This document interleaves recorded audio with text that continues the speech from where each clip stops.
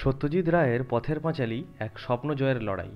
সত্যজিৎ বেচে দিলেন সহধর্মিণী বিজয়া রায়ের সব গহনা, জীবন বীমার পলিসি, নিজের দুষ্প্রাপ্য গানের রেকর্ডের সংগ্রহ, সব যোগ করেও যে হলো না ফিল্ম তৈরি করতে যে টাকা লাগে।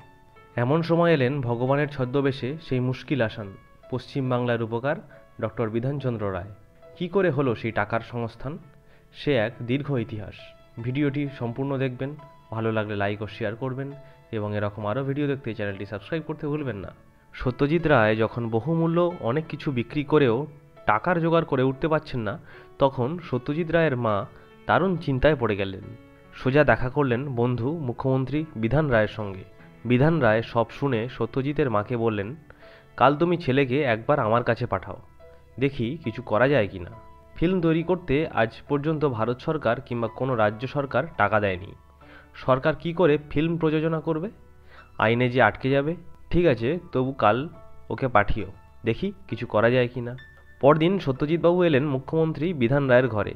বিধান রায় বললেন, বসো হে, শোনাও তোমার গল্পটা ছোট্ট করে একটু। সত্যজিৎ রায় গল্প বললেন। গল্প শোনার পর বিধান রায় বললেন, সবই তো ঠিক আছে, কিন্তু সরকার কি করে ফিল্ম তৈরি করতে টাকা দেবে? আজ পর্যন্ত ভারত সরকার বা কোনো রাজ্য সরকার ফিল্ম প্রযোজনা করেনি, কি করে সম্ভব? এরপর বিধান রায় চিফ সেক্রেটারিকে ডাকলেন। সব বললেন, দেখো কিছু টাকা পয়সা দেওয়া যায় কিনা। চেনো ওকে? সুকুমার রায়ের ছেলে, উপেন্দ্র কিশোর রায়ের নাতি সত্যজিৎ রায়, দেশের বিখ্যাত সিনে ক্লাব চালায়। চিফ সেক্রেটারি বললেন, সব জানি স্যার, কিন্তু এক্ষেত্রে সরকার কি করে টাকা দেবে? বিধান রায় হেসে মজা করলেন, কি বিলেতে আইসিএস পড়ে এলে? আরে বাবা, আইনও আছে, আইনের ফাঁকও আছে। এবার সত্যজিতের দিকে তাকিয়ে বললেন, গল্পের শেষটা একটু পাল্টিয়ে গ্রামের পঞ্চায়েত ব্যবস্থার উন্নয়নের কথা বলে একটু সরকারি প্রচার করো।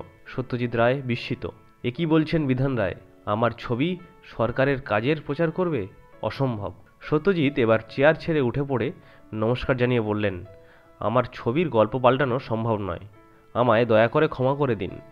ছবি নিয়ে কোনো কম্প্রোমাইজ আমি করতে পারবো না, আমি আসছি। বিধান রায় এবার হেসে বললেন, আরে বসো বসো, তোমার মনোভাবটা একটু যাচ করছিলাম। বাড়ি যাও, খাও, ঘুমাও, সরকার টাকা দেবে। পরদিন সত্যজিৎকে আবার ডেকে পাঠালেন বিধান রায়। বললেন, শোনো, সরকারের গ্রাম উন্নয়ন খাত থেকে এই টাকা দেওয়া হবে, কোনো প্রচার করতে হবে না। পথের পাঁচালী সিনেমা তৈরি করতে খরচ হয়েছিল 70,000 টাকার মতো। জেনে রাখা ভালো, 1959 সালে এই সিনেমা 12 লক্ষ টাকা লাভ করেছিল।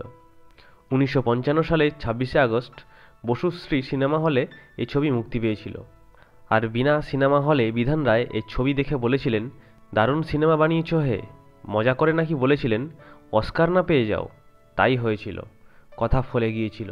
লাইফ টাইম অস্কার পুরস্কারে সম্মানিত হয়েছিলেন সত্যজিৎ রায়।